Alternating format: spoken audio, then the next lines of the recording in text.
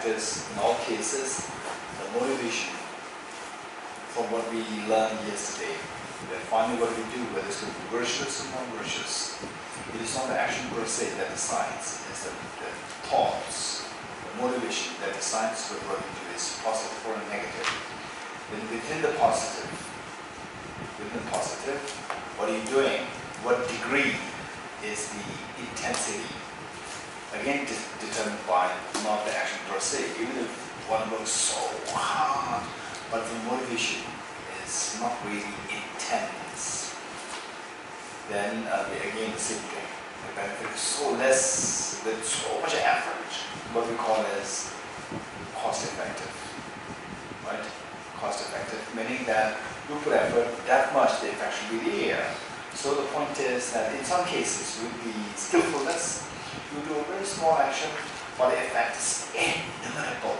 For example, say, like the mantra which we recited this morning, this, in fact, even the mantra we have to do for the other version. Right? Okay, the usual common, very common version. Okay, let's say we say this mantra and with the thought of respecting, showing respect, devotion, all the Bodhisattvas, like, let's say, and then including your mind, all the family members, all sentient beings, your two parents, everyone there. So just 2 minutes recitation. The benefit is millions and trillion times more than the same 2 minutes that you do the practice without the inclusion of these visualizations. So this is a difference. Okay, so with this in mind,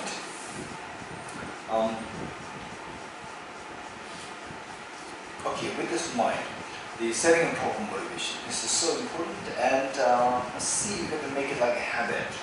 Make it like a habit where say, whether you, okay, now I have to set a motivation. Now, even if you don't include such a, let's say, the forceful thinking, automatically it happens. So that will come to us, and that will come to us only if we make it a kind of habit. We do it deliberately, we do it on a daily basis. Then slowly it becomes a habit. What habit meaning? Any virtue that you automatically, the thought will bring in the respect, devotion to all the Bodhisattvas, and all sentient beings are ultimately come to under your visualization. Okay, this is important. For that matter, keep in mind 3 things for setting proper motivation. 3 things. One is the refuge field. Number 2, Bodhisattva field. Number 3, the purpose of what you're doing, the purpose of the practice. 3 things. And for the refuge, again, there are 2 things: what to visualize and how to visualize. Right? This element, how to visualize, this is so important. How to visualize. With the refuge, what to visualize, how to visualize. Again, for the bodhicitta, what to visualize and how to visualize. And the purpose, again, we have to make it very clear in the mind. First, refuge, what to visualize and how to visualize. What to visualize, there are so many versions. What we call as the refuge field, with the, say, the Buddha, and then the Arya Nagarjuna on one side, the Arya Nagarjuna on the other side, and the Buddha Vajradhara, and say there's specific allocations of all the Bodhisattvas. This is one thing. If you know how to do these things, it's very good. If not, it doesn't mean that it's incomplete. So there are so many traditions, one of which is just one Buddha in front of you, which is known as the one gen system. One gen system, meaning just you visualize one Buddha, fine, it's not necessarily millions. But what is easy and can be what is doable is you visualize the Buddha Shakyamuni very clearly in your mind, one, and then His Holiness the Dalai Lama, right? And then say your teachers like Lama Sudaruchi and so forth, and then include, you say those enlightened beings who are very prominent in the mind. For example, like Arya Nagarjuna. For example, this text, the professional wisdom, so we inherit it. So somehow we inherit this from Arya Nagarjuna, who in turn received it from Bodhisattva. So therefore, Arya Nagarjuna is related. And then Arya Maitreya, very much related to the, say, the practice of the compassion. Because Arya Maitreya, all the great teachers from the national universities, they learn all this, the deep, very profound aspect of compassion, bodhicitta and so forth on the basis of the text, Abhisamaya Alankara, on the realization, which was composed by Arya Maitreya. So we see that Arya Maitreya plays a very important role. And then Arya Bodhisattva, of course, the Buddha or Bodhisattva of compassion. And then Arya Tara, so closely connected with us in the form of the Divine Mother for us. And then Arya Vajrapani, extremely important. Okay, so then on the, say, the Arya Nagarjuna, Acharya Chandravati, Arya Deva, Acharya Chandravati, then say the Bodhisattva Shantideva. All these are not very easy to visualize. Okay, then the next question is, how do you visualize them? Right? Okay, this how you visualize them, that makes a difference. Whether when you visualize them in dead, it's going to be a million times beneficial or 10 times beneficial or 1 time beneficial, right? So that depends on how you visualize that.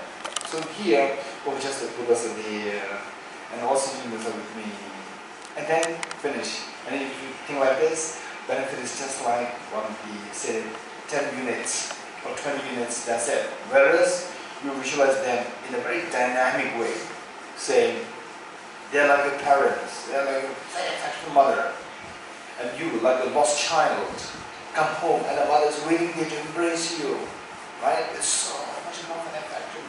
If this is how you can visualize, then the benefit multiplies in millions and trillion times. This is where just a small inclusion of how you visualize that, that simply multiplies the benefit, right? Okay. So this is what you do. Let's do this for a few seconds.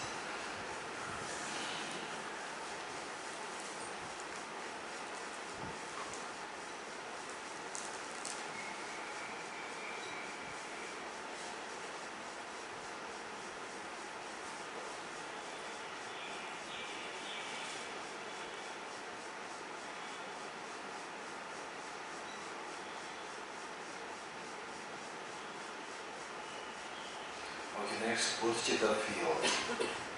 Bodhicitta field, again, same thing. What to visualize and how to visualize. Visualize your two parents, all the family members, and everyone here in Bangalore, including human beings, animals, insects, local, the spirits, the cosmic goddesses, and everyone in India, everyone in the entire world, and everyone in the Milky Way galaxy, and everyone, all sentient beings in the entire universe. Again, the same thing. How to visualize that? Here, you are the mother, and all others are like children. And imagine they come home, demoralized, lost, and you are there with your full love, affection, and attention, to the extent that each one of them feels themselves as so special in your eyes.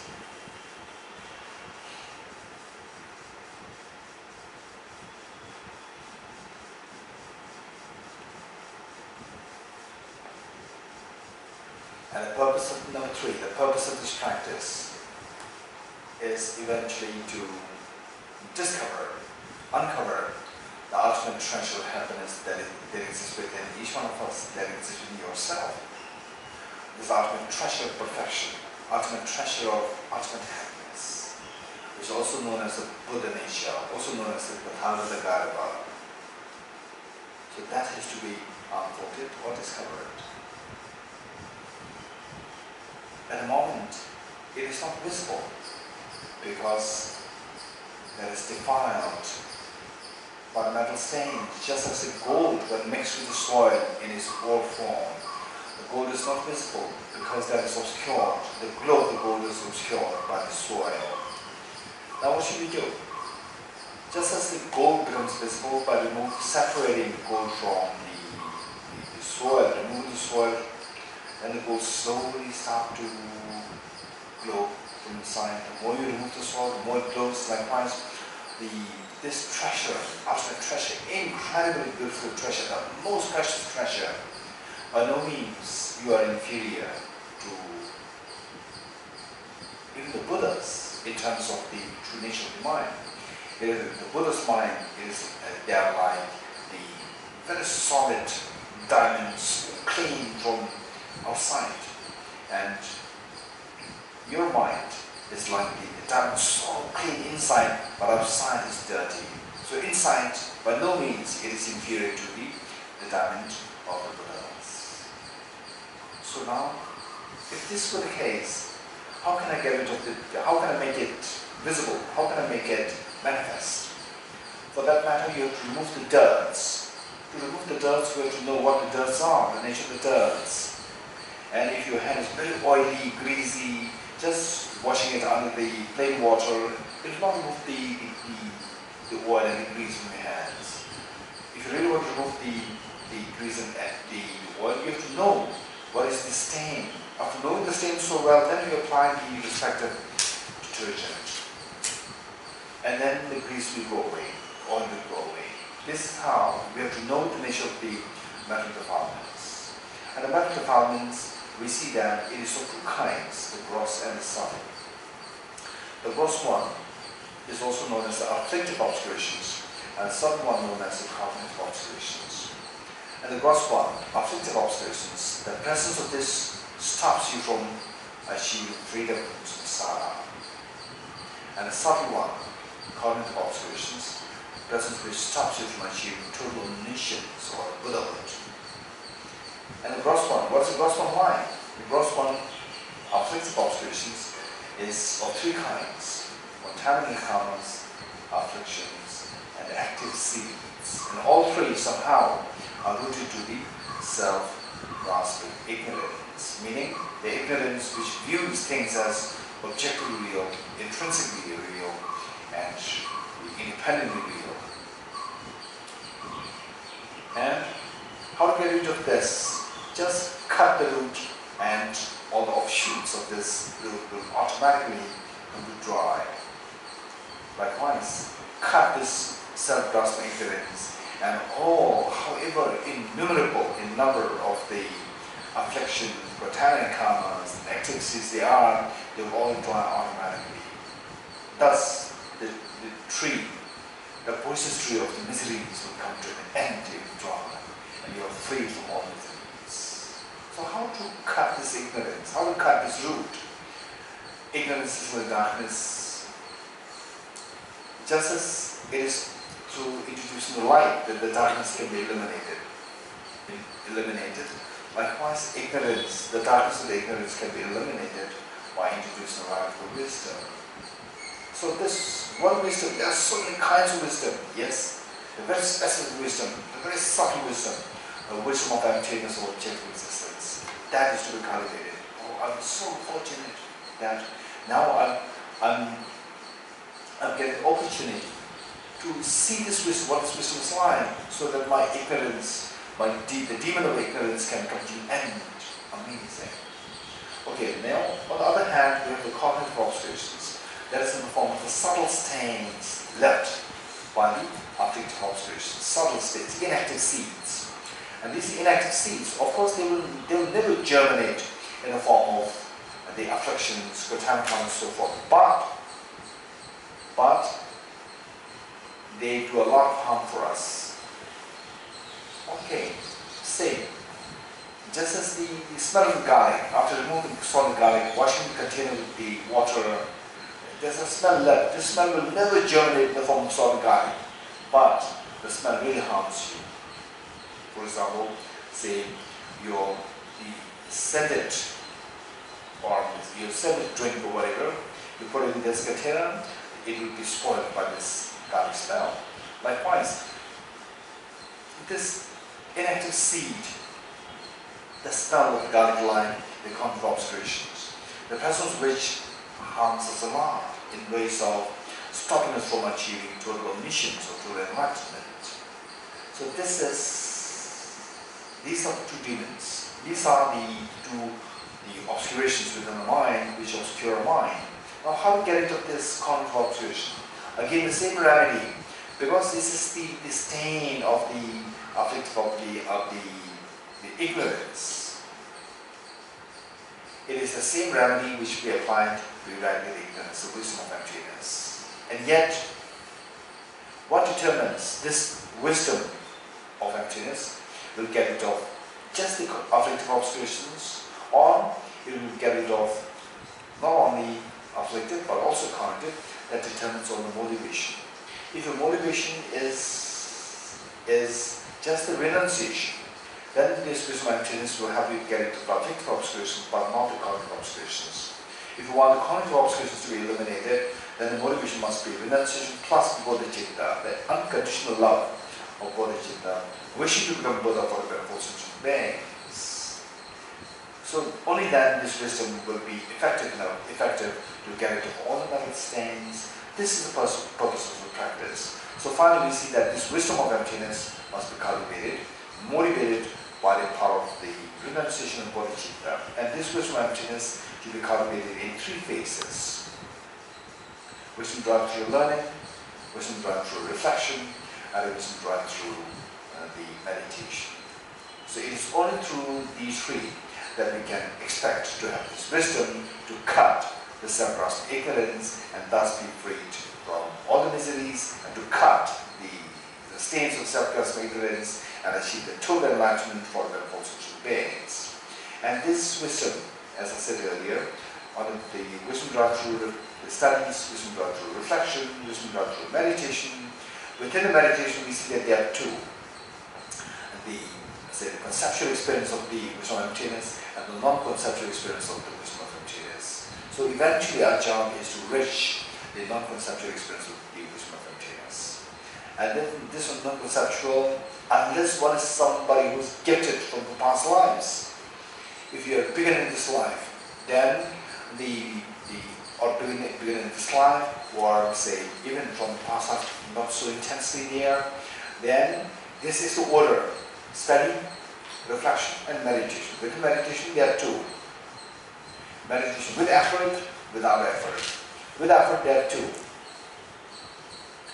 Conceptual, non-conceptual. Finally, we are twisting non-conceptual experience. And this non-conceptual experience will be the final remedy, the detergent to cleanse the mental defilements. Okay, this is the purpose for what we are doing this practice. With their smile, all the Bodhisattvas, they are so happily watching what we are doing now. And you are leading this, and all the dear sentient beings, including two parents, all the family members, you are inspiring them to be with you and undertake this journey of the Bodhi path. Okay, with that mind, let's turn to page 3. Page 3 of the place, the book place.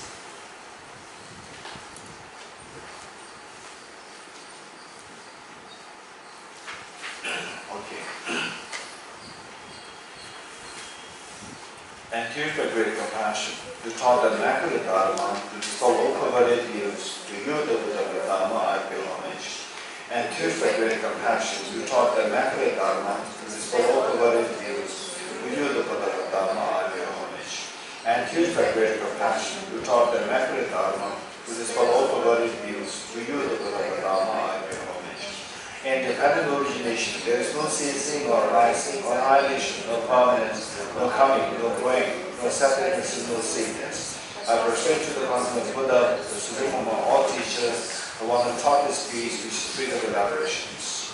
I prostrate to the mothers of the hearers, the Bodhisattvas and the Buddhas, who through the knowledge of all these hearers seek pacification, complete peace, who through the knowledge of past courses was helping my greatest to achieve the aims of the world, and who through the possession of omniscience helps subdue us expand the variety of teachings.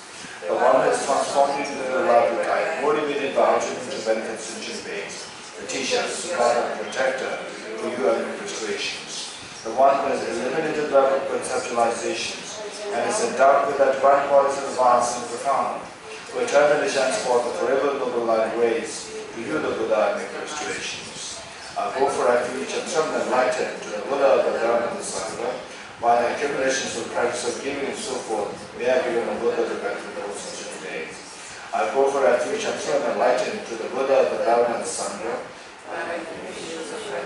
Giving so forth, may I become a Buddha to benefit all sentient beings. I go for refuge and feel enlightened to the Buddha, the Dharma, and the Sangha. By my accumulations with practice of giving and so forth, may I become a Buddha to benefit all sentient beings. Sanje Joda Zoge Chonama Chanju Bado Dami Gyatsu Shi Dage Jinsu Gebe Somange Tola Benji Sanje Luwa Shu Sanje Jodan Zoge Chonama Chanju Bado Dami Gyatsu Shi Dage Jinsu Gebe Somange Tola Benji Sanje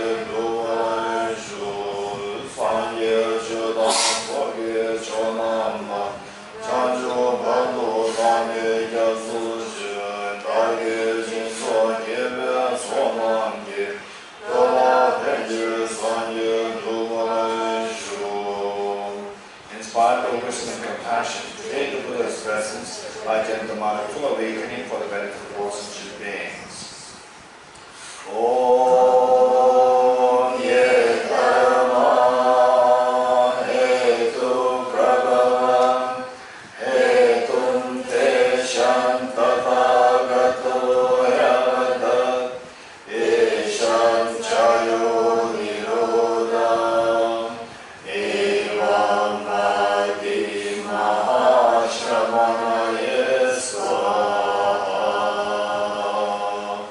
Om Ye Dharma Hetu Prabhavam Hetum Te Shantatagato Yavatat Esham Chayo Nirodham Evam Adi Mahashramana Yesvaha.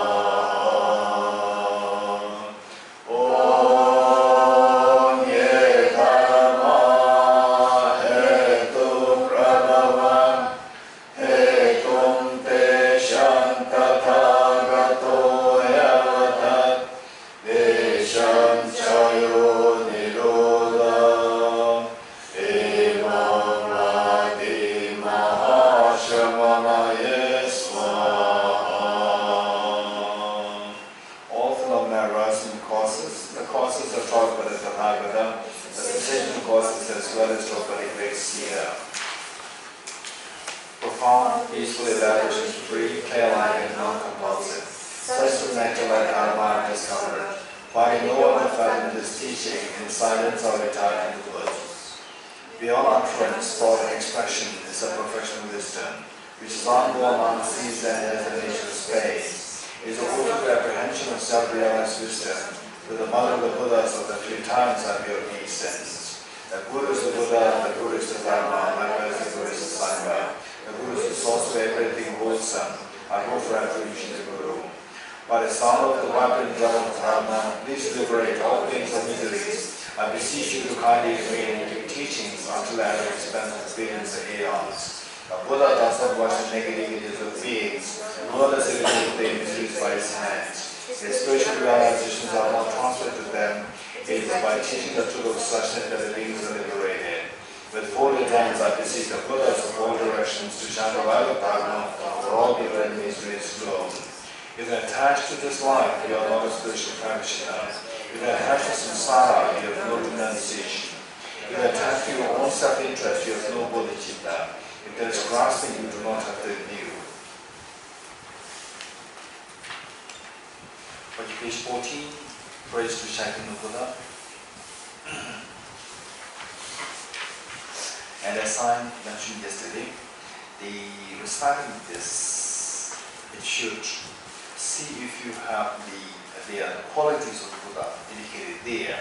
See if you have some of these qualities within you. Some of these, say, the qualities may not be in full form, but be it like 10%, 1%, 5%, doesn't matter.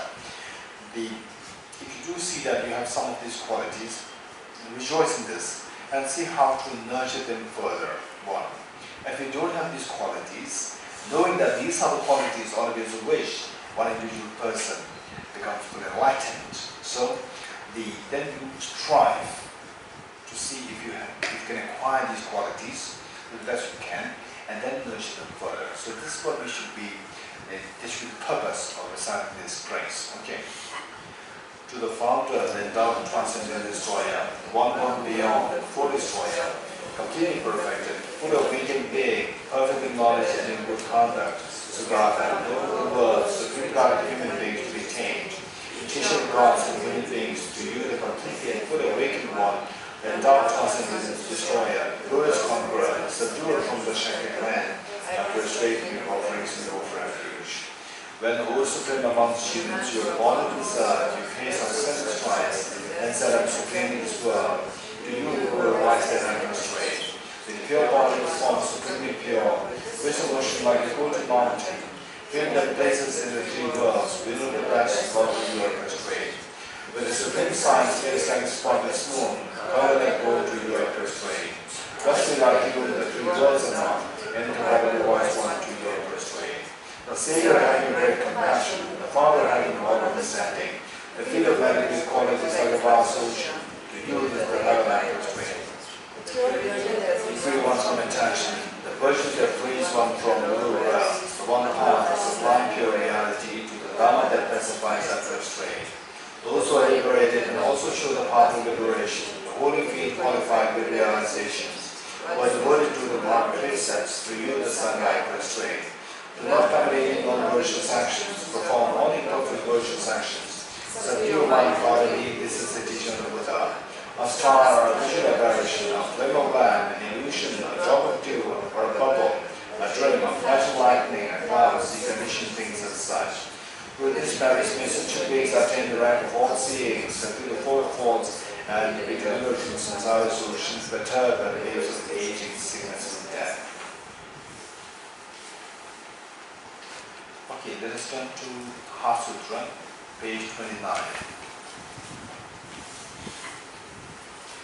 And, okay, again a reminder, Heart Sutra, as we recite this, 3 points not to miss, 3 points. Point 1, the question asked by Shariputra to Arya Nagarjuna at the inspiration and the blessings of Bodhisattva. What questions asked? Number 2, what is the response given by Arya Nagarjuna? Number 3, what's the purpose? In what way we will benefit if we practice the way indicated by Arya Nagarjuna to Shariputra? These 3 points. First, Shariputra's question is, how should the child of the lineage practice the professional wisdom? So this question asks, child of the lineage meaning anybody who aspires to become Buddha for the benefit of such beings. Say the young prince eventually becomes the king, he becomes the child of the lineage of the king, because he is eventually going to become the king. Likewise, of all the lineages, the greatest of the lineage, the best of the lineage is the lineage of the Buddhas. Somebody who is going to become a Buddha, somebody who is going to become a king, somebody who is going to become a Buddha. Anybody who is going to become a Buddha is the one in this lineage. So this is the greatest of the lineage. So even if we may not be born in what we call as the conventional or the mundane sense of high caste or what the aristocrat and so forth, but never mind. We can be a part of the greatest of the lineage culture. That is the lineage of the Buddhas. How? It's not that you are born with a special sign or you are the lineage of the Buddha. No. Anybody who aspires may I become Buddha for the benefit of beings. Automatically you are in this category of Buddha's lineage, which is the greatest of the lineage. It's amazing. Everybody has the capacity. Whether you're a girl, boy, whether you're educated, uneducated, whether you're conventionally high, low, whatever, we all have this. We all can be this lineage. Okay, so what should we practice? Somebody wishing to become Buddha, how should that person practice? Eventually, it's wisdom baptism to practice with the motivation of bodhicitta that one can become Buddha. So how to practice wisdom baptism? So this question asks. Then Arya Nagarjuna responded by first saying that just to be subject to the flower to the alternate analysis, flower disappears. And we discover that how we see the flower is so objectively real 24 hours. We realize that this is illusion, this is a mistake, this is ignorance, right? Now we see that things arise by the power of my mind, impure mind. This is what we discovered. So Arya Nagarjuna responded by saying that this self, the person, I, this I is like a dream. What? How? This I is nowhere to be seen other than the 5 aggregates. Then Arya Nagarjuna went into detail to explain how even each 5 aggregates, they are also empty of objective existence. They are also dreamlike. Right? And then went on to explain the Four Noble Truths within which the beings suffer, through which the beings are liberated. With the Four Noble Truths, how the samsara and nirvana operates, even they are also dreamlike. Even the Four Noble Truths also dreamlike, are empty of objective existence. And the detail of the Four Noble Truths, the 12 links of dependent origination, even the 12 links of dependent origination, they are also empty of objective existence. And the whole universe, which consists of the 6 objects, the 6 subjects, and the 6 mediums, they are all illusional, right? So this is how Arya Nagarjuna went into such a detail to explain how everything is illusion-like, and you have to discover that they are like illusion-like and they are like dream. You wake up by discovering that they are like dream. Wake up, all your miseries will come to an end. This is what Shantideva, the Arya Nagarjuna responded. So what we have been studying for the 4 days. So this is exactly the subject matter with which Arya Nagarjuna helped guide Shantideva and all the beings here. Okay, number 3. What is the purpose? What is the practice? What's the benefit if we practice the way that's indicated by Arya Nagarjuna by seeing the illusional nature of all phenomena? Okay, so this Arya Nagarjuna said that by seeing this illusion-like nature, that everything is empty of objective existence, your fear will drop. Your fear will come to an end. All your fears of life will come to an end, right? And this experience of the emptiness of objective existence, that's the gateway. That's the gateway through which all the Buddhas of the past, present, and future traverse to the result of happiness, after enlightenment. Okay.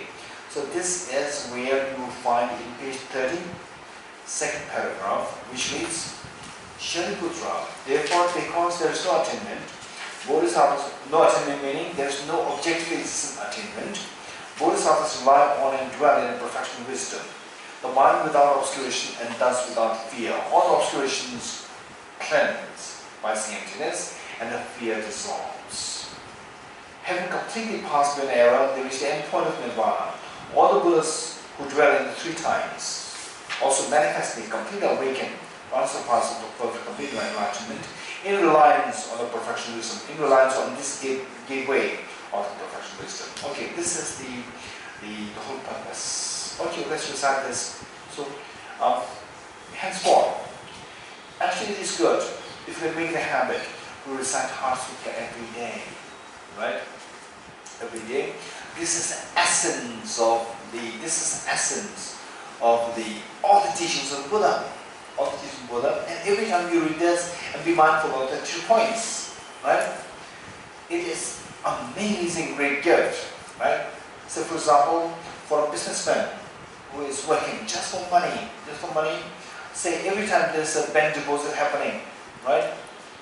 If there's just by going there, and then automatically bank deposit is happening. If you don't go there, bank deposit is not happening, right?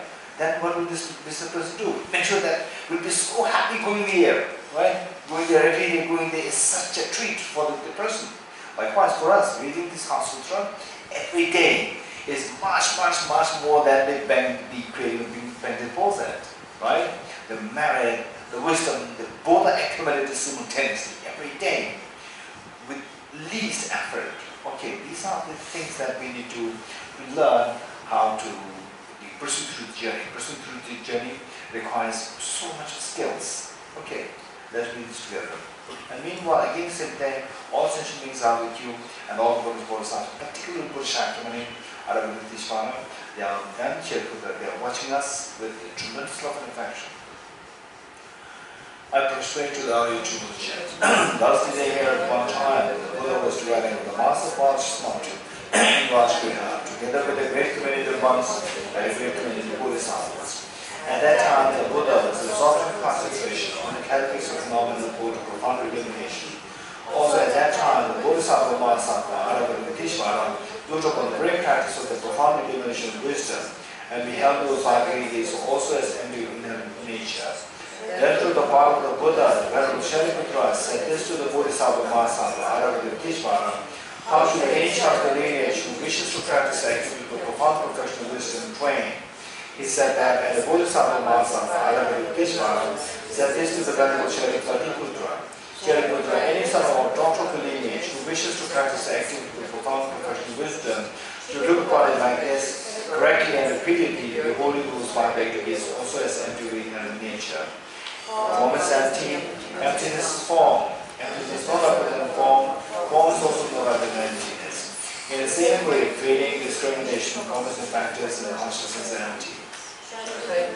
All phenomena are empty, without characteristics, unproduced, unseen, stainless, not without stain, not deficient, not fulfilled. Therefore, in emptiness there is no form, no feeling, no discrimination. No ear, no nose, no tongue, no body, no mind, no vision, form, no sound, no smell, no taste, no option of touch, and no phenomenon. There is no eye element, and so on, up to and including no mind element, and no mental consciousness element. There is no ignorance, no extinction of ignorance, and so on, up to and including no aging and death, and no extinction of aging and death. Similarly, there is no suffering or origination, cessation of path. There is no exalted wisdom, no attainment, and also no non-attainment. Shariputra, therefore, because there is no attainment, Bodhisattvas do not fall into the professional wisdom, the mind without obscuration, and thus without fear. Having completely passed the era, there is the end point of nirvana. All the Buddhas who dwell in the three times also manifestly completely awakened, unsurpassable, perfect, complete enlightenment in the lives of the professional wisdom. Therefore, the mantra of the professional wisdom, the mantra of great knowledge, unsurpassed mantra, the mantra equal to Dhammikud, the mantra that totally has passed all suffering, should be known as truth, since it is not no fault. The mantra of professional wisdom is declared. Yatha Om Gade Gade Para Gade Para Samprade Puri Swaha.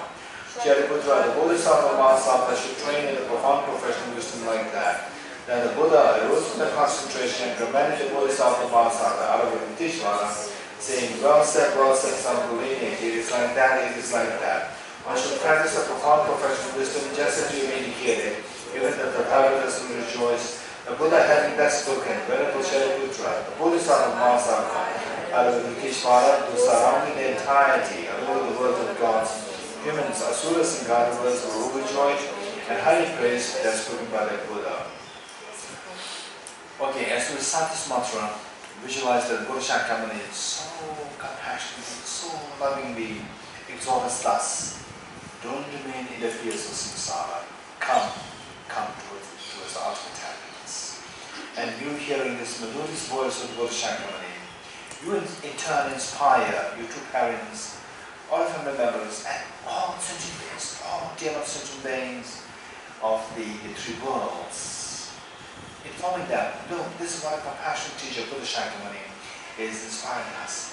Let us not stay in samsara anymore. Let us all go towards the ultimate state of happiness by undertaking the wisdom of emptiness and traversing this journey, Gade Gade, Para Gade, Para Samgade, Bodhiswaha. And all sentient beings hearing what you say, they are so inspired, they are so happy hearing for such an incredibly good news. For the first time they are hearing after all these the suffering that we go through, suffering that we go through in samsara since previous time, for the first time hearing something so that they can be out of suffering, they can really escape from this suffering. Okay, this is what they hear, and they're so happy to join you in this, and you are leading this. Para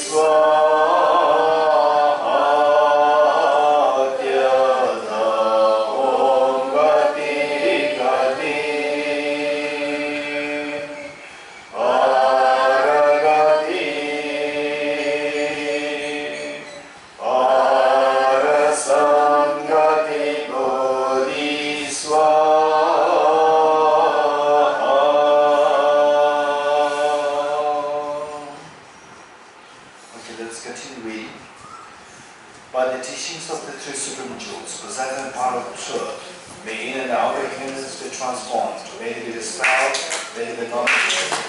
May they be pacified. May all negative forces of Bodhisattva Dharma be completely pacified. May the host of 80,000 schools be pacified. May we be separated from problems and conditions harmful to the Dharma. May all enjoyments be in accord with the Dharma. The auspicious and perfect happiness pervade this place now. Okay, the clapping. Some of you be wondering why this clapping. Okay, it's again a convention. It's again a convention. Saying in most likelihood, this tradition evolved in Tibet. So there, clapping. Okay, in the Western world, clapping is an indication of good. Whereas in Tibet, in those days, clapping is a sign of dispelling the negative forces. Right? This is just a convention. For example, say we say like this, it's a sign of peace. Right? So why not? This is peace. Right? This is peace. So it's just a convention. So therefore, the clapping is just the tradition which came there in the form of convention, which is a means, which is the indication to dispel the evil forces. Okay. The next, the 8 verse mind training to eradicate, it means to eradicate this self-referential ego, which attracts all the miseries, right? And with the self-referential ego, then what happens? That anger arises. It can easily trigger anger in defense of yourself. And this anger is one which pushes away all others, all sentient beings away from you. And pushing the sentient beings away, you cannot practice bodhicitta. Without the practice of bodhicitta, you can't practice compassion. You cannot practice love and affection. Without love and affection, bodhicitta is impossible. Without bodhicitta, wishing to become Buddha for all sentient beings is not there. And without wish to become Buddha, you can never become a Buddha. So you are deprived of the highest accomplishment because of the anger. So this anger is not doing anything good for us, it only harms us. So therefore, see how to get rid of this anger and how to get rid of the self-referential ego. The fact that since time immemorial till now, that we have been suffering all the time, that nothing really good happened thus far, is all because of the two demons inside, self-grasping ignorance and self-centered attitude. So now, with the wisdom of with the Heart Sutra, we get rid of the self-grasping ignorance.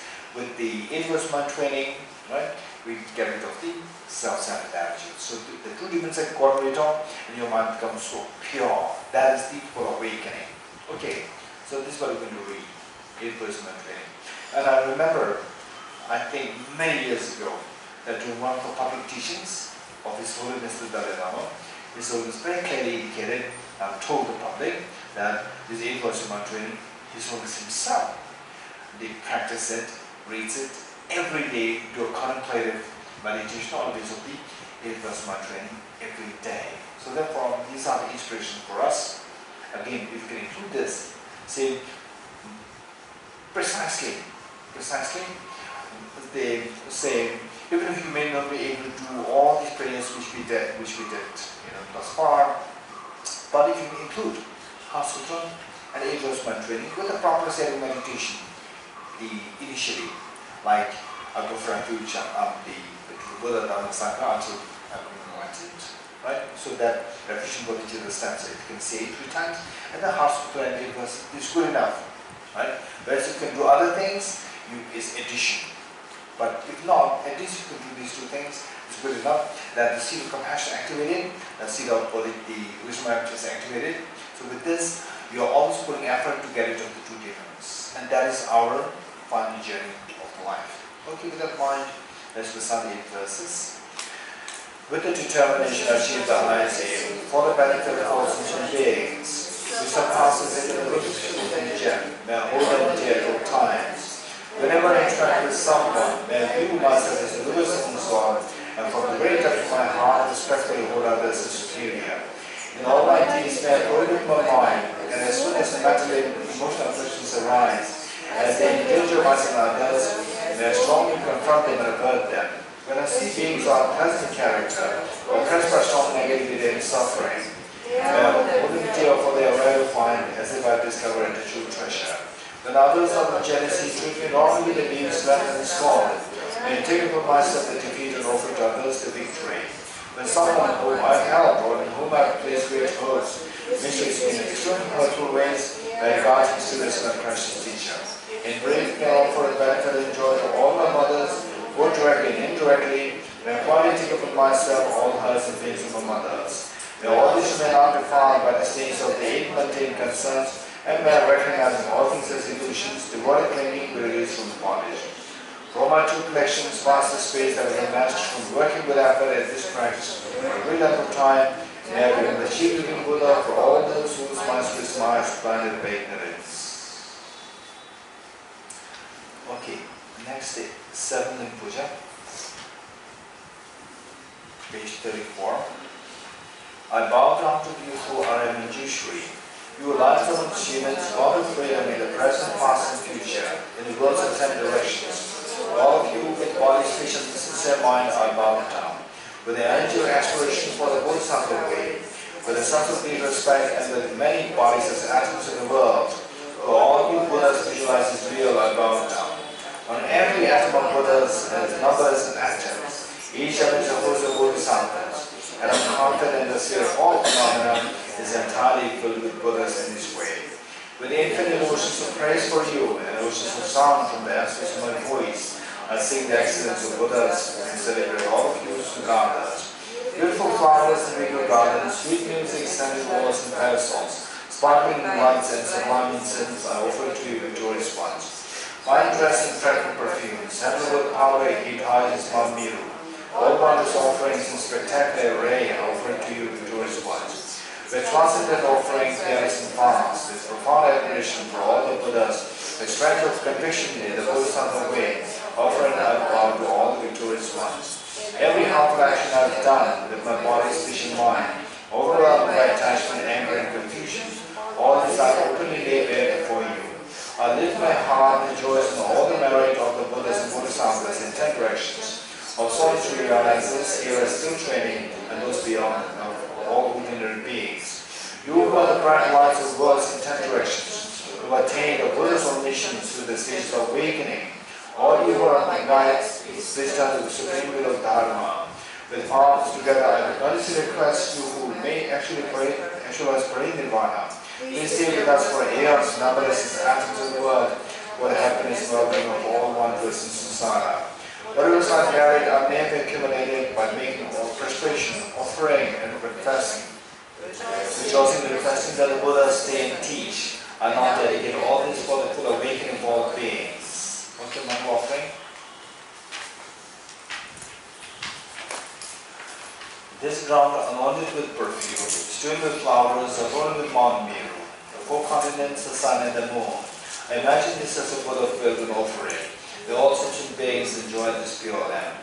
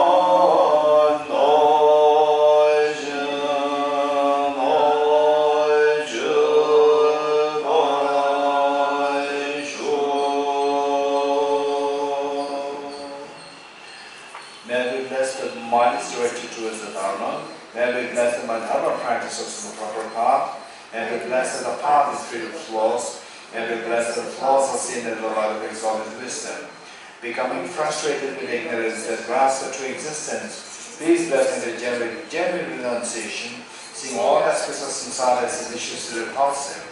Please bless me that my mind overflows with the precious bodhicitta that cherishes others more than myself.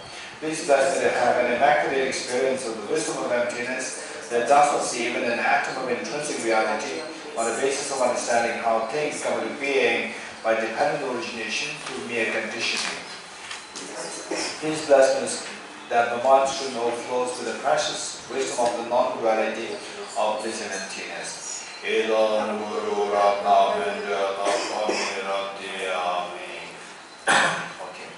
The foundation of all good qualities, the main practice. The foundation of all good qualities is the final, perfect, pure Guru. Correct devotion to him is the root of the path. By clearly seeing this and applying great effort, please bless me to rely upon him with great respect. Understanding that the precious freedom of this river is found only once, it's really meaningful and is difficult to find again. Please bless me to generate mind that unceasingly day and night takes its essence. This life is as permanent as a water bubble. Remember how quickly decays and death comes. After that, just like a shadow follows the body, resulting virtues and non-virtues come and follow. Finding firm and definite conviction in this, please bless me always to be careful to abandon even the slightest negativity and accomplish those virtuous deeds. Samsaric splendors are unsatisfying and unreliable. Seeking them is the door to all suffering.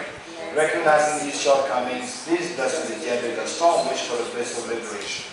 Led by this pure thought, mindfulness allowed this great question arise. The root of the teaching is keeping the present motion fast. Please bless me to accomplish this essential practice. Just as I fall into the sea of samsara, so all other migratory beings, please bless me to see this training supreme bodhicitta and bear the responsibility of freeing migratory beings. Even I've developed bodhicitta, but I don't practice the three types of morality of knowledge and enlightenment. With my clear recognition of this, please bless me to practice the Bodhisattva power with great energy. Once I pacify distraction to roam and correctly analyze the meaning of reality, please bless me to generate quickly within my mind stream the unified power of karma body expression insight. Having become a pure vessel by training in the general path, please bless me to enter the holy gateway of the fortunate ones, the supreme Lord of vehicle. At that time, the basis for accomplishing two attainments is keeping true vows and samaya. As I become firmly convinced of this, please bless me to protect these vows and pledges from my life. Then, having realized the importance of the two stages, essence Vajrayana, by practicing with great energy, never given up the 4 sessions, please bless me to realize the teachings of the Holy Guru. I then met gurus who showed the noble path and the spiritual friends who practiced their long lives. Please bless me to pacify completely all our any hindrances. In all my lives, never separated from perfect gurus, and enjoy the magnificent Dharma by completing the qualities of the stations in the past and could attain the state of Vajratara. Okay, let us read the meaningful wisdom mantra first, followed by the recitation, followed by the tune. You are our Buddhishvara, great treasure of compassion, not anchored in true existence, the magician master of flawless wisdom, as well as Vajrapani destroyed a host of demons without exception. So how about crown jewel of the stages of the rain of snows, or some time by your feet and make their request.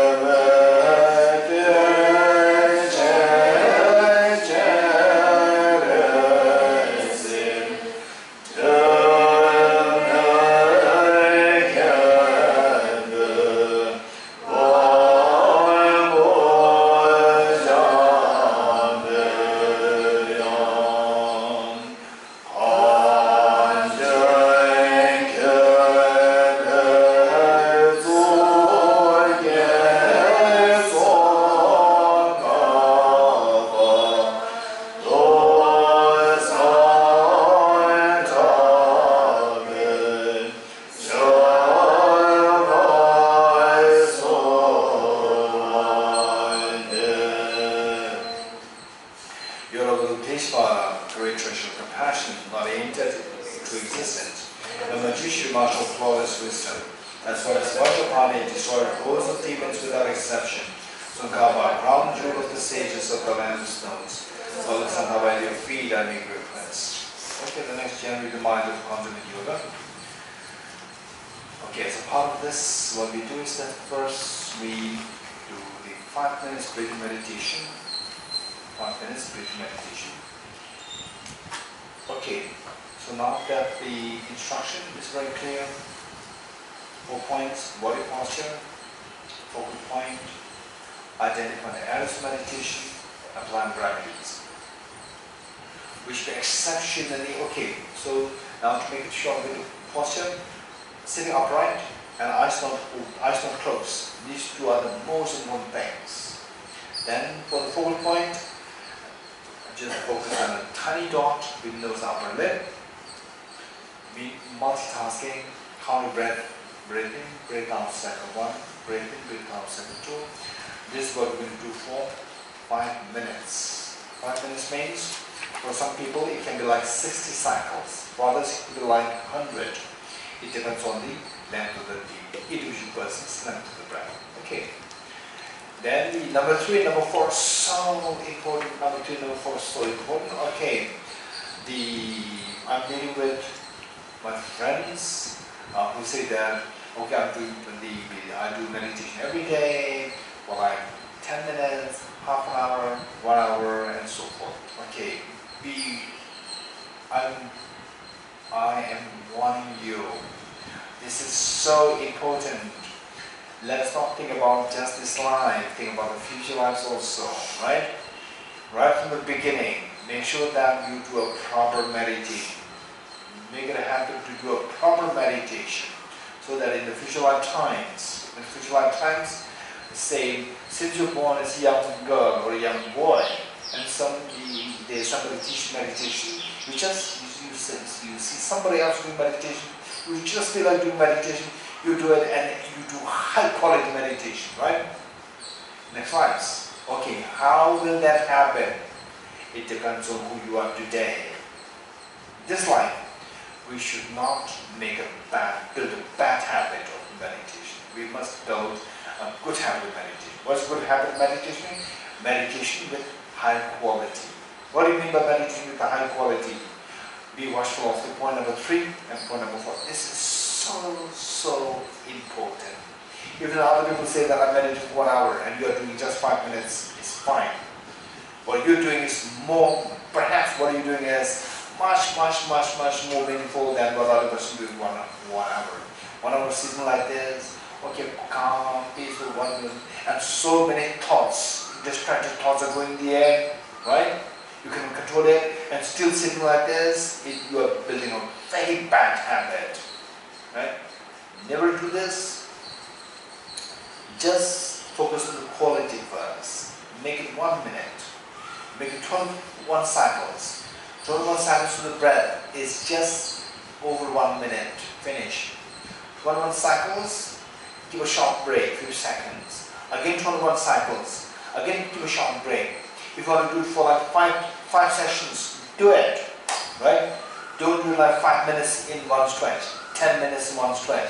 1 hour is total waste of your time, and not only waste of time, it is building a very bad habit. In the future lifetimes also, even if you meet a brilliant teacher with a highly accomplished meditative experience, you cannot receive the blessing from them. Because you are inheriting, you have brought a baggage, bad habit from the past life. So even if you are in front of Jesus Milarepa, Tsongkhapa, right? You are just a hopeless student. Because you brought a very bad habit from the past life. Now in this life, you build high quality practice. In the next life, even if you may not meet with Jesus Milarepa, Tsongkhapa, Guru Rinpoche like this, you may just an ordinary simple teacher. Still you can flourish and thrive. Right? This is so important. Okay, point number 3 is identifying the errors of meditation. Meditation doesn't mean your body position. Right? Some people, they say particularly, right? Say the people who have modern education, want education, they become more independent because of the education. They can read books. Read books, they watch the YouTube, and then they do it. That without any proper guidance and instructions. And then how long do you meditate? Some people say, I meditate for 2 hours. Right? Amazing, wow. What do you mean meditating? I just keep like this. And what's happening? And there's someone told me that nowadays in my meditation, buildings are coming up in my mind. Buildings are coming. Why are you doing that? At first the person said that I've been doing meditation. How long? Sometimes 1 hour, sometimes 2 hours. Wow, it's amazing. For how long? For how many years? 3 years. Wow. I took him to a very high level. Right? And then I asked him, what kind of meditation? He said, nowadays, very strange, in my meditation, buildings are coming up now. What kind of meditation you're doing? Well, what do you do? Who taught you? Nobody taught me. Then how do you start to do this? I went to Himalaya once on excursion, and I met a tourist, American tourist. And the American tourist told him that you should not waste your time, you have to meditate. Then I thought that, oh, meditation is very important. And then I started sitting like this, right? 1 hour, 2 hours. It's very pleasant. Nowadays buildings are coming up. It's a disaster, right? So I told him that don't do this. This should not be done like this. Then I taught him how to do, and what we learned. So this is how we do, and then he said that now it is coming under control. Meditation is to control mind, not the mind to dictate on you. When the buildings are coming up, you do not ask mind to bring the buildings, and the mind is bringing the buildings for you, which means the mind is dictating on you. It's not meditation. Meditation, you dictate mind, right? Okay. So therefore, the point number 3, identifying the errors of meditation, is so important, right? There are 2 errors: mental excitement and mental laxity, which means the mind is not under your control. The mind is overactive. 1, mental laxity, where your mind is sleepy, mind is lethargic, mind is heavy, mind falls under torpor. Mind is, say, the inactive and inserviceable, right? Okay, so these are the 2 errors. If any of these 2 things happen, don't worry, just apply the remedies. If you don't apply the remedies, then you have to worry, right? Because you are building a bad habit.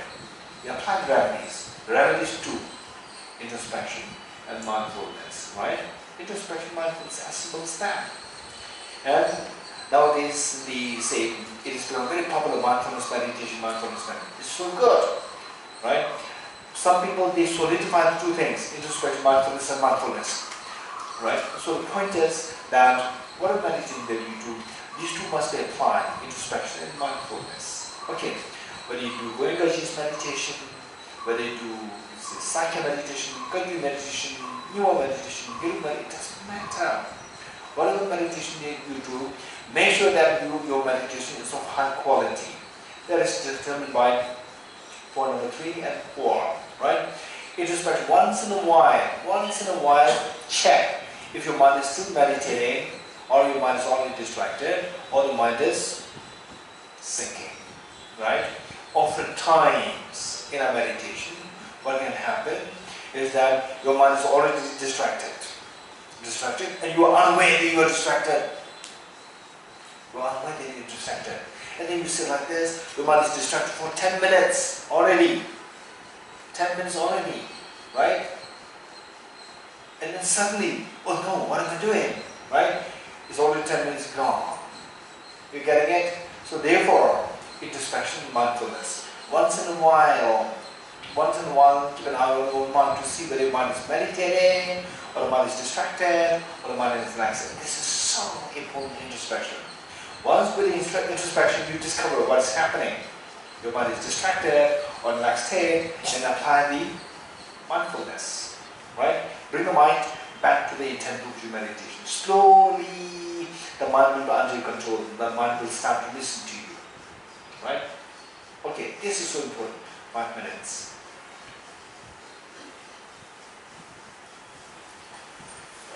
Okay.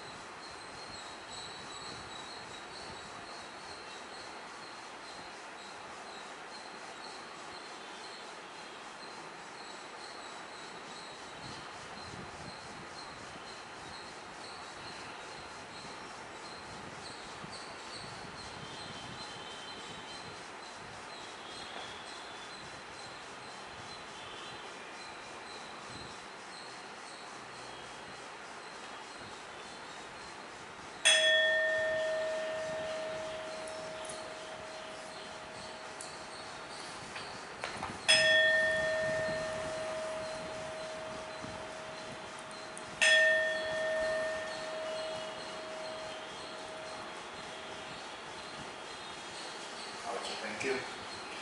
Next is the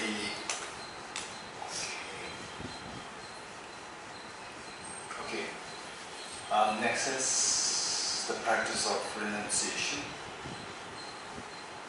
followed by the practice of bodhicitta, and then taking the aspirational Bodhisattva vow. Okay. And for the renunciation part, okay, ready? That's going to be guided meditation. Guided.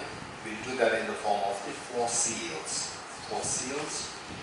And so what I would say is that for your practice, so why we deliberately added this morning practice is for us to learn. How to carry the daily practice. To design your personal practice. I think we should be otherwise.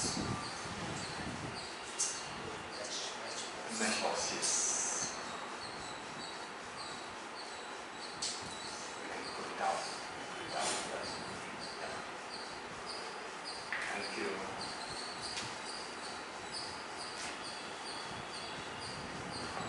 Okay.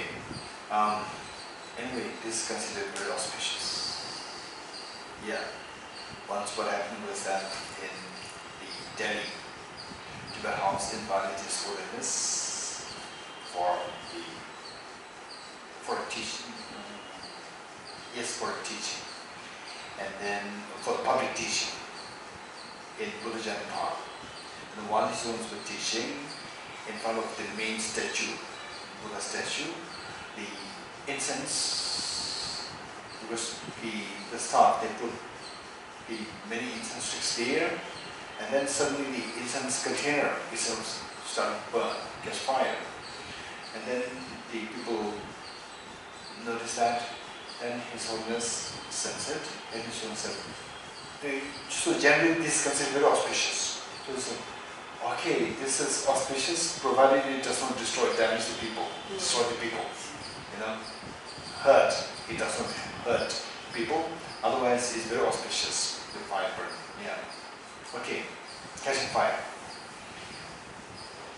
Okay. So this is going to be a guided meditation, right? So the point is that, say, if you can do this, it'd be few 21 cycles meditation, breathing meditation.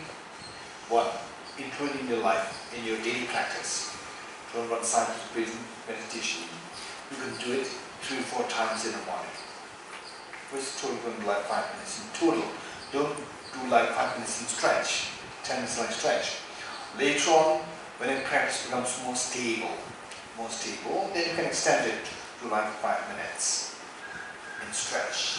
Okay, then stretch to like 10 minutes. Then you can specialize in this meditation. Okay, this is one thing. But minimum, we must have a dose of this single point meditation. 1. Then number 2, we must have, even though you may not be able to spend like 20 minutes or half an hour on the 4 seals renunciation practice, at least recite this stanza. All composite things impermanent, all contaminated things of substance nature, everything is of nature, emptiness, selflessness, transcending sorrow is nirvana. This must at least recite this. When you recite this, wholeheartedly recite this, right? Recite it to keep you to take at least 1 minute, 2 minutes. Recite it slowly and reflect on meaning, right? If you get time, it's so good to really sit and say the first line, all composite things impermanent. Then think about impermanence a little bit, like 1 minute. And then the second, all contaminated things are subtle nature. Again, another 1 minute, think about it. Sometimes it may go more than 1 minute. It's fine, if you have time. And then the third form, right? Whereas if you don't have time, at least recite this. Recite this, that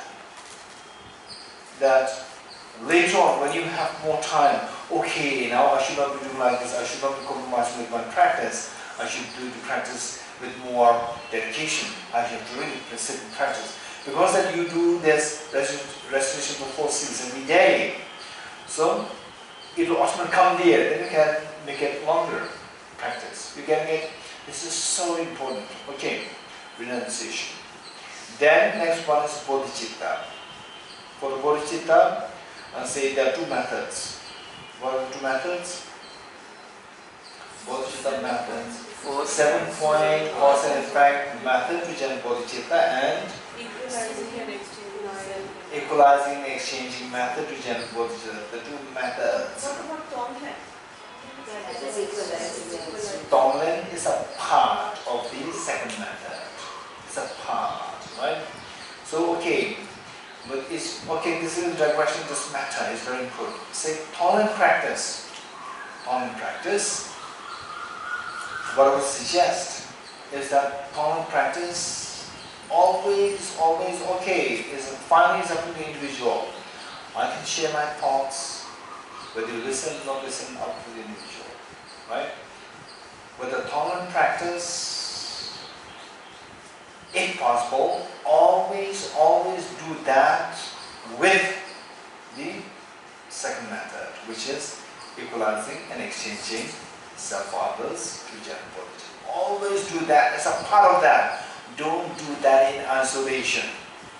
Always do that as a part of the whole second method, which has how many steps? 9. Good. Which has 9 steps. Why I am saying this is that with the Tonglen practice in isolation, right, it can make you go burnout.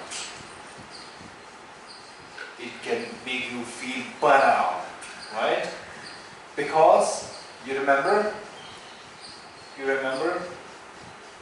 me telling you about the mother nursing the child for 16 hours and the nurse nursing the same child for 16 hours. The nurse is getting paid, the mother is not getting paid.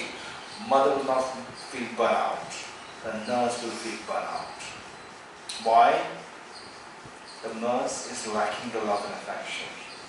Right? When you don't have this love and affection, burnout case will happen. With the Tonglen practice, directly to the Tonglen, without the emphasis on the love and affection, it will just make you go into burnout cases. Right? And then oftentimes people will stop the practice altogether. Right? Okay. So the point is that the 9 steps, Tonglen practice, number 4 and number 5. Tonglen practice number 4 and number 5.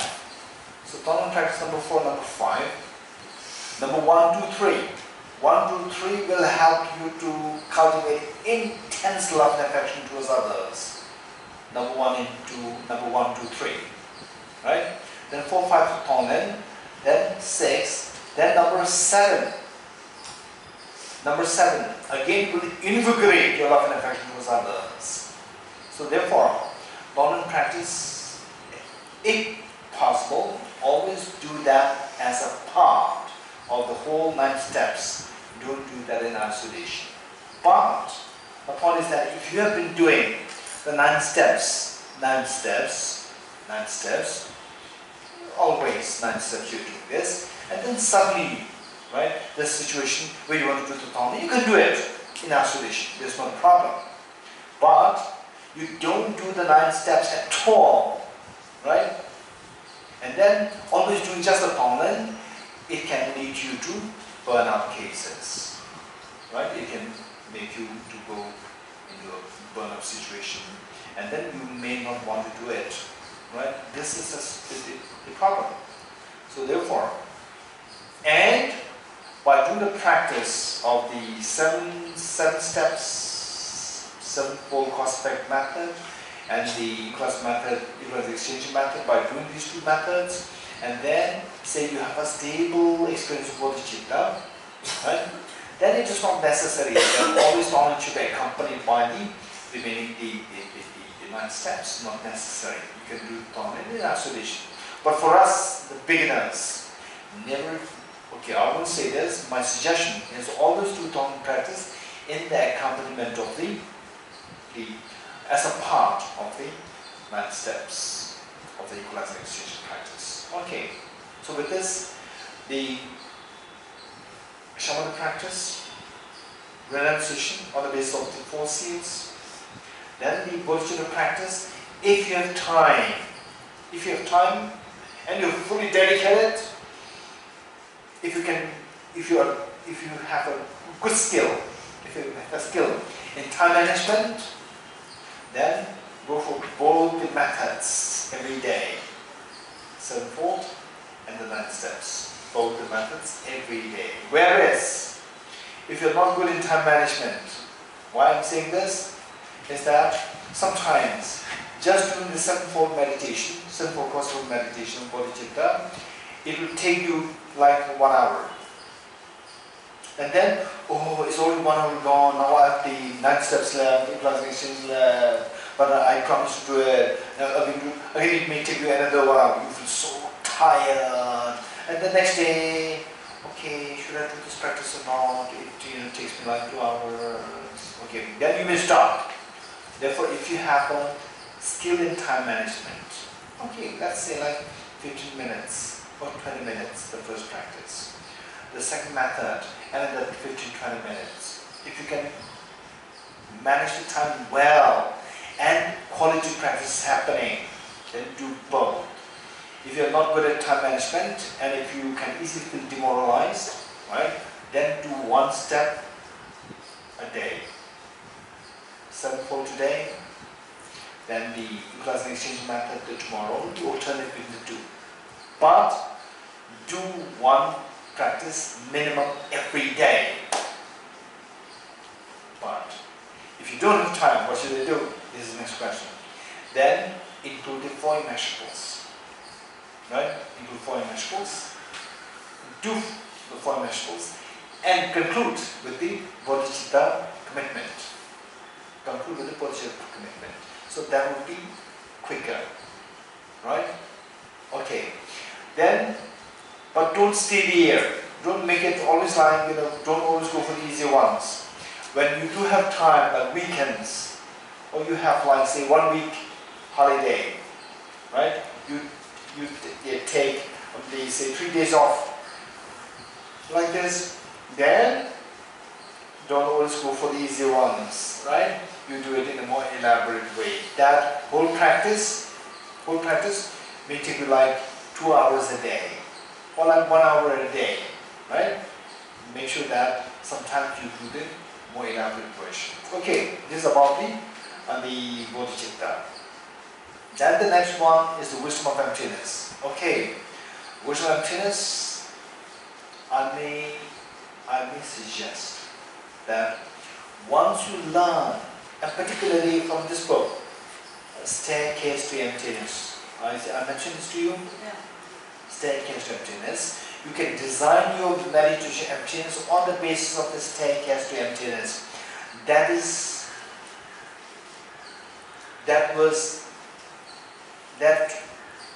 I drew this just for the sake of ordinary people like us to meditate on emptiness, stepwise, right? Okay, emptiness meditation, once you, with help of staircase to emptiness, and of course, don't feel complacent. Don't be complacent, meaning that, oh, now this staircase to emptiness is good enough, I don't need any emptiness anymore, right? Any other teaching not necessary, staircase to emptiness is amazing. Don't be complacent, right? Staircase to emptiness, to what extent you can reap the benefit out of this is determined by how extensive is your learning. The more extensively you learn, more the staircase to emptiness will make sense to you. More powerful, more effective that is for your practice. Okay, so that's wisdom of emptiness. And then taking the aspiration bodhisattva vow. Taking the aspiration bodhisattva vow. If possible, if you can take out 1 hour a day, I would highly suggest you to take the aspiration bodhisattva vow. Right? And taking the aspiration bodhisattva vow is very easy, it's not complicated. Yet the benefit is immeasurable, incredible. The benefit is so much. Okay. With this, we will do the. Okay, we'll quickly do the four seals as a part of the practice of renunciation. Okay, ready? Okay, sit upright. It's going to be a guided meditation. Just follow the instructions. Follow the instructions. See how much you can invoke the respective experiences. Visualize all the Bodhisattvas in front of you. So affectionate, so loving. And visualize your two parents are all demon such beings, and you are so loving, caring towards them, and you are inspiring them to take part in this meditation.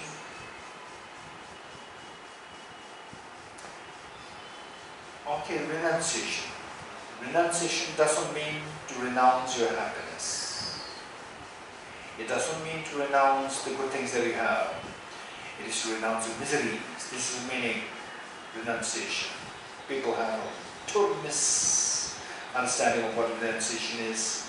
They have to interpret renunciation as a self-denial, cut yourself from the world, cut yourself from all the happiness of the world.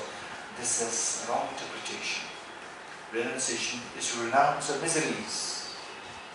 In the first place, why we come into spirituality is not to renounce the happiness, it's to renounce the miseries.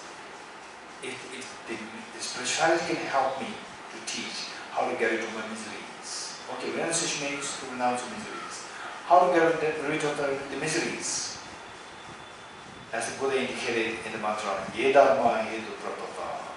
All phenomena arise from causes. The miseries also arise from the causes. If you don't want the miseries, see how to get rid of the causes of the miseries. For that matter, to get rid of the cause of the miseries, the four seals, practice of four seals would be an amazing way by which to get rid of the cause of miseries, so the miseries will come to an end. Okay, the first seal. All composite things are impermanent. Composite things, like our body, like the flower, like the world, which are all made of the atoms, and the mind, which are made of the temporal segments. They're all composite phenomena. They're all impermanent nature. Impermanent is of two kinds: the gross impermanence and subtle impermanence. Gross impermanence, discontinuation of the continuum of any impermanent phenomena, any composite phenomena. For example, 2017, however beautiful 2017 was, is already gone. It's impermanent, it's already gone. The continuation stopped. 2017 disappeared altogether. It never come back. In this manner, 200 years ago, no doubt, 200 years ago, there were perhaps like 5 billion human beings on this earth, or maybe like close to 6 billion human beings on this earth. Today we have 7 billion human beings. So 200 years ago, 6 billion human beings on this earth. Amongst them, there were very young ones, there were older ones, the educated, uneducated, parents, children going to school, colleges, universities, and so forth. And the parents have so much of hope, expectations, plans for the children, and the children have so many dreams. Okay, where are these now? Not even a single person is left today, all are gone. Whether the parents, they plan for their children, whether they accomplish, not accomplish, along the plans, all these people, including children, day one old child, 200 years ago, they are all gone. Not even a single person is left today, 100%. This is impermanence. 200 years in the future from today, there are 7 billion human beings on this earth today. 100%, not even a single person is going to be left dead. Everyone is going to disappear. This is reality. This is impermanence. Oh, yes. This is known as impermanence. So this impermanence, the visible impermanence, must be underscored by the subtle impermanence, momentary impermanence. What do you mean by momentary impermanence? For example, a tree which is 10 feet tall, grown 10 feet tall in 10 years. This tree visibly changed from a tiny seed to a 10 feet tall. That is the impermanence. And for this impermanence to take place, there must be the subtle impermanence. That the change must be taking place year by year. The first year, 1 foot, second year, another foot. This is how this tree grew to 10 feet tall. And first year, 1 foot tall, even that changed over month by month. And the change that you see, month by month, 1 inch, 1 month, second inch, the second month, another 1 inch like this. So to see this change, to have this change, there must be change happening on the daily basis. The change on the daily basis must happen because of the change on the hourly basis, minute basis, second basis, millisecond basis. Okay, let's say the change that is happening on a minute basis. Can you see that? If you watch it, if you look at the watch, look at the clock, can you see the minute moving? We cannot see. We see that so static. Initially it is changing, but we see it is our illusion that we see it as static. But never mind. The change that happens on the second level to see that yes, it is visible. So this is how this tree has been changing. And the change that is happening on the second level is possible only if there is a change happening on the millisecond level. Millisecond level, the change is so fast. This is how this tree has been changing. Millisecond by millisecond by millisecond. So fast it has been changing. It is not just this tree that is changing so fast. Our body is no exception. Our mind is no exception. Our near dear one is no exception. The world is no exception. Everything which is composed of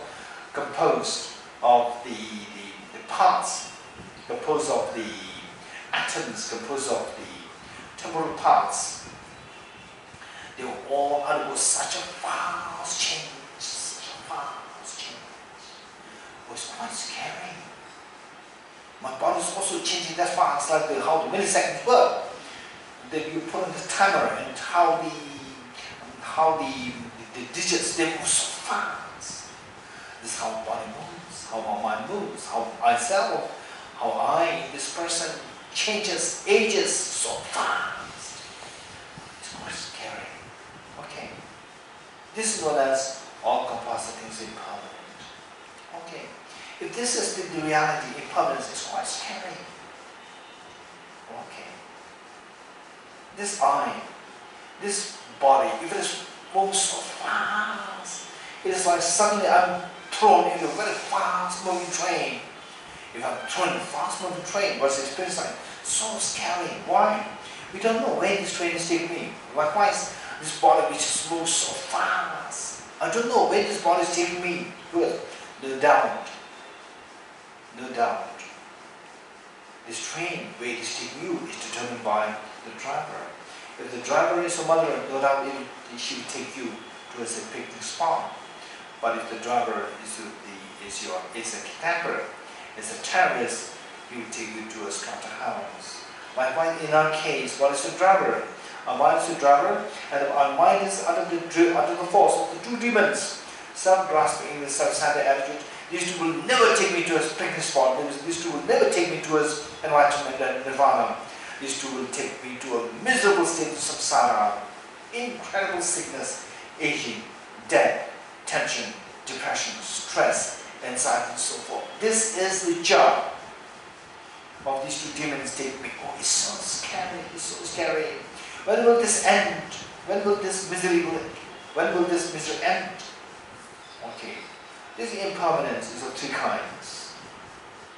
One,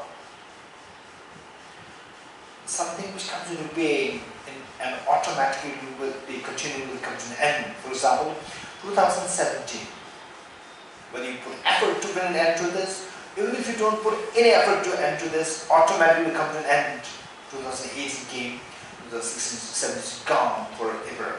So what comes, well, the individual comes to an end automatically. This is one part of the impermanence, one kind of impermanence.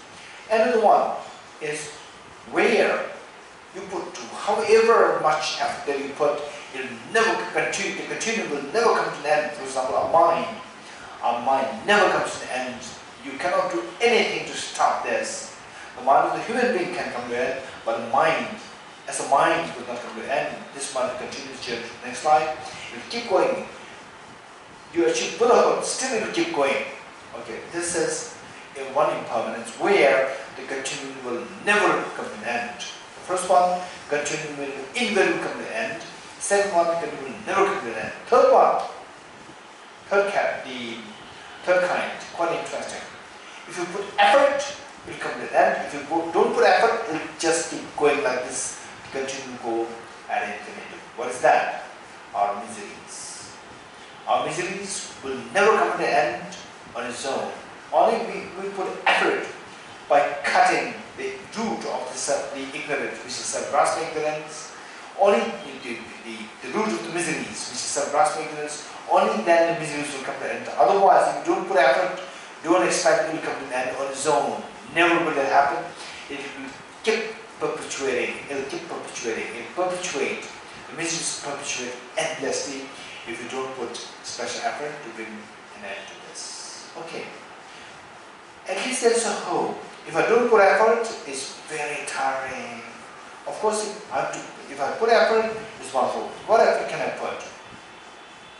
Okay. With this miseries, which we come to learn, is that as long as we are under the sway of the two demons, self-grasping and self-centered attitude, the worst of the contamination of the mind, the experience that will be led to is only the miseries, sickness, aging, death, tension, stress, depression, and so forth. Okay, these miseries is so tiring, it's so scary. One moment is so disheartening, it's so heartbreaking. One moment of such miseries is good enough to nullify all our past experiences and happiness.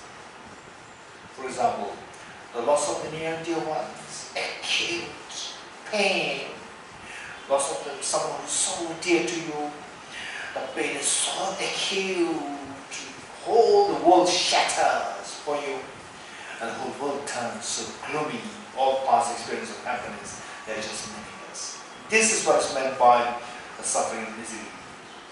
And when will this stop? It will never stop on its own unless you put a deliberate attempt to bring an end to this. How can I bring an end to this? Okay, cut the root of this misery. What is the root of this misery?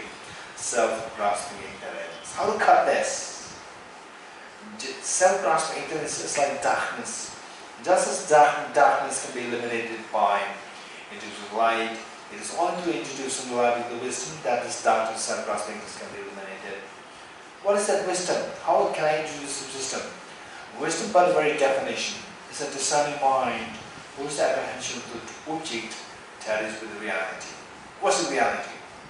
The reality, as indicated by the Buddha, has a third seal. What is the third seal? Everything is of the nature of emptiness and selflessness. Okay, let us quickly meditate on the emptiness. Okay. Let us meditate on emptiness of yourself. This I, the person. What are you doing? I'm meditating. I'm sure you're meditating? Yes. So this person is meditating. How does this person appear to you? Like a dream? That the dream mind is creating all what it dreamt? Like the movie projector projecting the movie on the screen? Or no, it has nothing to do with the mind. It's so solidified there, it is so intrinsically there. You see the two ways this stuff appears to you. Of course, so intrinsically there, so solidified, so objectified there. This is self-grasping ignorance. This is what creates, attracts all miseries. how can I say that this is faulty? This is gross ignorance, this is ignorance, that it doesn't tell you the reality. How do you know this? Okay. Don't forget what Arya Nagarjuna said in Ratnamala. If the mirage were to be water, why not those close to the mirage see water? Okay, let us all say this 3 times together. If the mirage were to be water, why not those close by the mirage see water? If the mirage were to be water, why not those close by the mirage see water? If the mirage were to be water, why not those close by the mirage see water? Okay. The best way, the most effective way to evaluate whether or not what you are seeing as water, whether or not that is water or the mirage, the best way to do is go closer towards from where the mirage appears. My points. If this person really what is objectively so solidified, so objectified there from the object, go close to this object to evaluate whether your perception of the person as objectively real is true. Okay, let's go closer towards the person, towards the self. Go closer to the self. First, what we see a thin layer of skin. Of course, that is not me, the other side. We are only interested in looking for the self, not anything which is other than that. Take this thin skin away from you.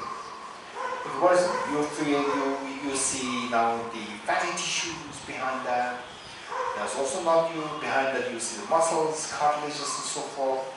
They are also not me, remove them. Then you see the skeleton, the whole skeleton bones, the blood vessels, the heart, the lungs, the kidney, the spleen, then the gallbladder. None of these solid parts is me. These solid parts constitute the element of earth. Element of earth is not me. Remove all the solid parts. You are only interested to see this person closer to this object. What is left now? Element of water, the blood which is pumped in and out by the heart in different parts of the body. Of course, this blood is not me. Element of water is not me. Remove that. What is next? Element of fire, the body heat. Of course, my body heat increases. Body heat decreases. But I do not increase, I do not decrease. So therefore the body heat is also not going to remove that. Now the element of air. Air which is breathed in and out by the heart. Air goes out of my lungs, goes into my lungs. I don't go into my lungs and come out of my lungs. So therefore the element of air is also not going to remove that. What is left?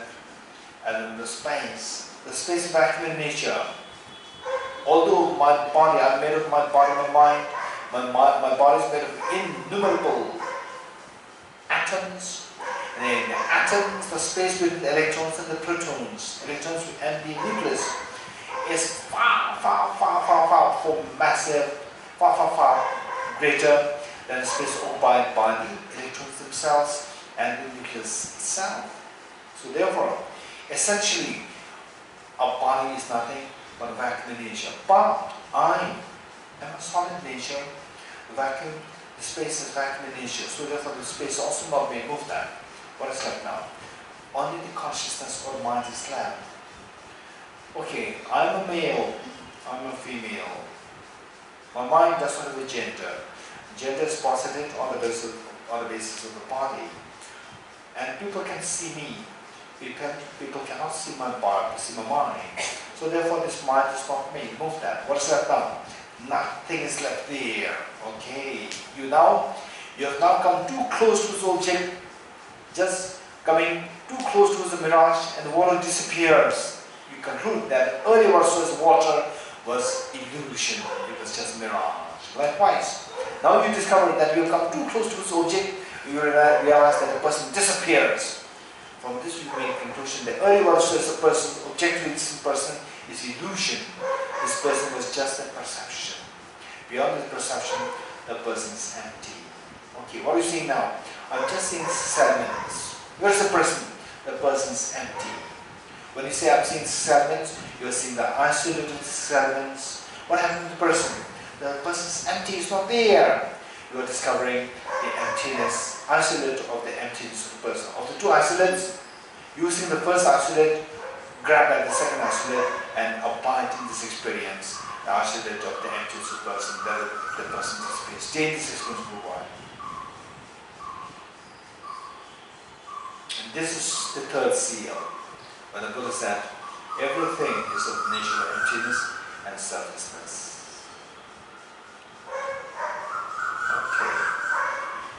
Okay, what is the benefit if I see this experience, if I sustain this experience? Of course, this experience is so precious. Just as this person disappears, you can subject all the miseries which you dislike, all the miseries to this analysis, subject them to this analysis. Even these miseries must also disappear. This is the meaning of the nirvana, where the miseries come to an end in experience of the emptiness. This is known as transcending sorrow, is absolute peace, where your mind, the turbulence of your mind is stopped because the miseries come to an end in this experience. The mental disturbance stop. This is absolute peace which everyone is seeking. This meaning of the fourth seal, transcending sorrow, is absolute peace.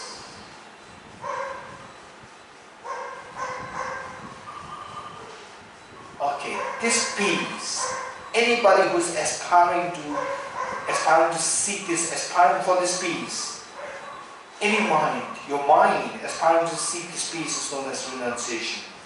This is the ultimate meaning of renunciation. Seeking, aspiring to achieve the state of peace in the experience of emptiness, where all the miseries, mental turbulence, mental sorrows, mental disturbance is dissolved. This is the actual meaning of the renunciation. Okay, stay in this experience of renunciation.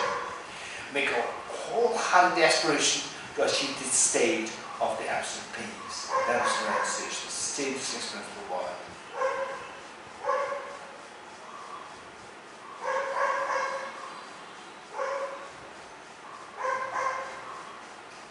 Okay, slowly come out of this meditation.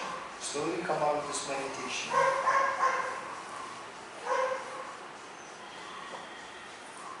Okay, now tomorrow and day after tomorrow, for 2 days, we will do the complete practice. For now, because we have now 10 minutes, I'd like to make a point to take do the aspiration Bodhisattva as well. For that matter, what we do is that we will the Bodhisattva part, and we will do that in the form of the say making commitment, right?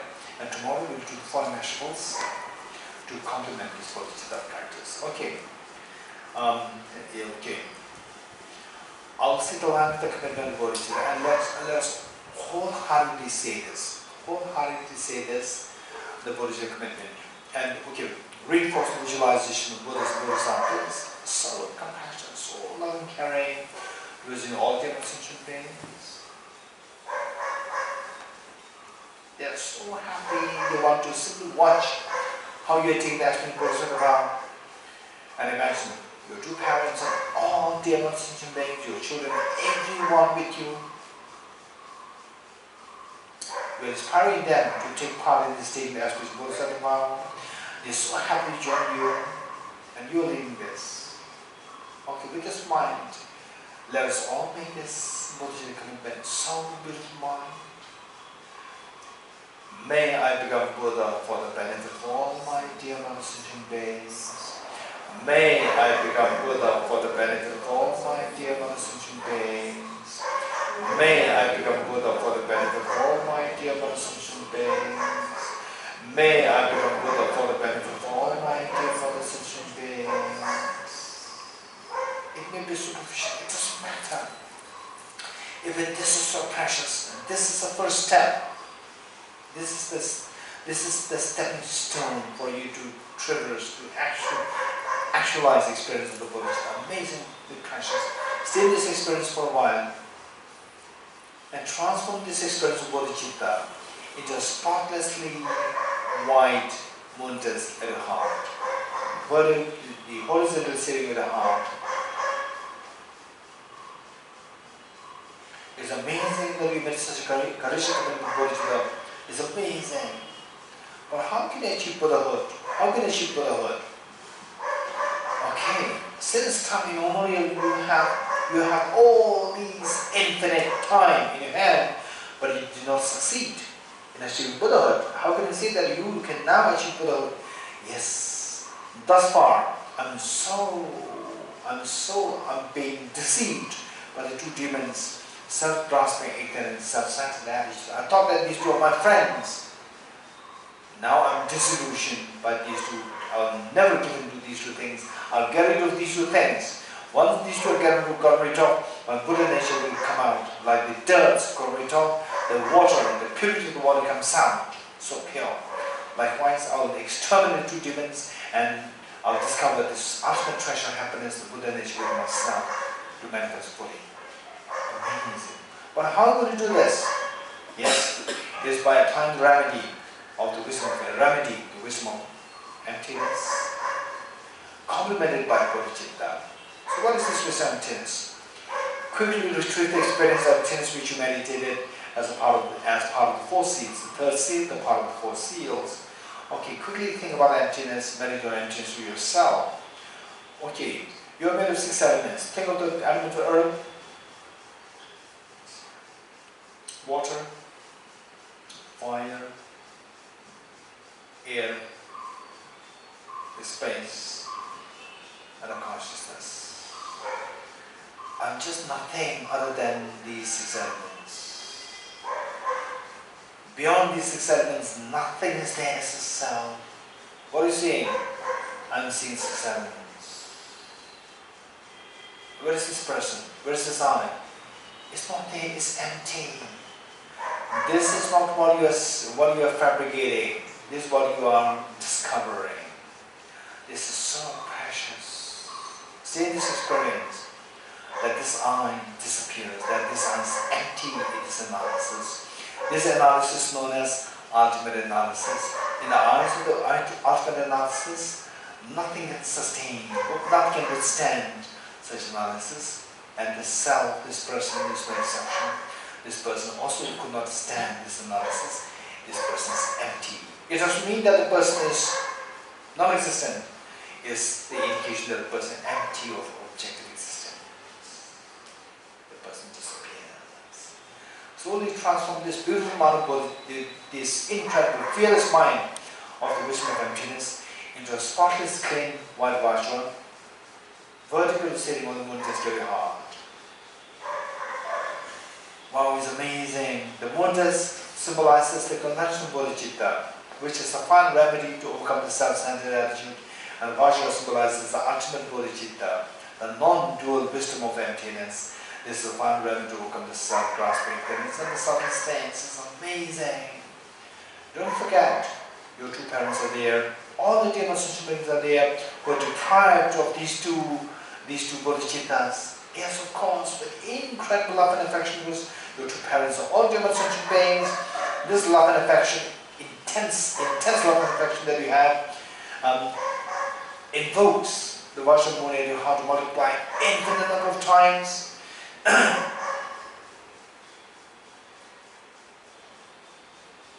And share one set of the Vajra moon at the heart of your mother, one set with your father, one set with each one of your family members, including your children, one each one here in Mumbai, one with everyone in the entire universe, the human beings, the animals, the hell beings, the harmonious beings, the celestial beings, the spirits, with everyone. Amazing, amazing. Everyone is now having the Vajra moon. That guarantees that they are going to have the Buddha nature to manifest, that they are going to be free from the two demons, that they are going to be free from the fears of samsara altogether. Amazing. Don't forget the all Buddhist Bodhisattvas, they are watching us. They are so happy overseeing what you're doing today. They are so incredibly happy. It is like the mother, after all these many years of getting complaints from the school over the eldest son, eldest daughter, bringing embarrassment to the mother. Always the school principal complaining to the mother that your son is not doing good, your daughter is not doing good. Today, for the first time, the school principal, escorted by the other staff, they are coming towards the mother, and the mother again, there's a little nervousness there. Again, what my daughter and the son might have done in school. Today is slightly different. The school principal comes smiling with so much of the respect, so much of courtesy. Mother could not believe the eyes. Again, the mother asked the principal, did my girl, did my son do something bad in school? The school principal said, no, this is something so good news for you. What good news? Your daughter and your son, two of them are appointed as the best students of the school of this year. The mother could not believe all these many years bringing embarrassment to the mother. Today, for the first time, she's hearing something so pleasant. She's so proud of you as her daughter, you as her son. She's so happy and proud. This is exactly what has happened to all those Bodhisattvas. Since time immemorial to today, we have been doing only bad things, grasping into self-centered attitude, killing, stealing, and telling lies and so forth. Only the bad things we have been doing, and the Bodhisattvas, they are feeling so sad till today. But today you do something so different.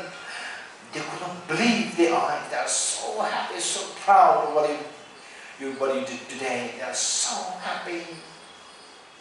Okay, with this situation, let us turn to the Blaze book. Let us turn to page 46. 46. Okay. 46, the last stanza. 46, last stanza. This can be used to take used for taking action Bodhisattva vow. So what we do is that we use this as a preliminary practice, and for the actual practice we do the next two stanzas. Okay. This is very important. And then when you don't have time, you can take action Bodhisattva vow. We have just this stanza. That's good enough. Okay, this stanza I will explain. Can you explain this? When you say this, with a meaning, it will be very powerful. Without a meaning, then it will not be as beneficial. So the first one says that I go for refuge to the Triple Gem, which is that we are undertaking a very important journey, the most important journey in this life, most important journey of the universe that possibly exists in this universe, to become Buddha. Okay, for that we need the support.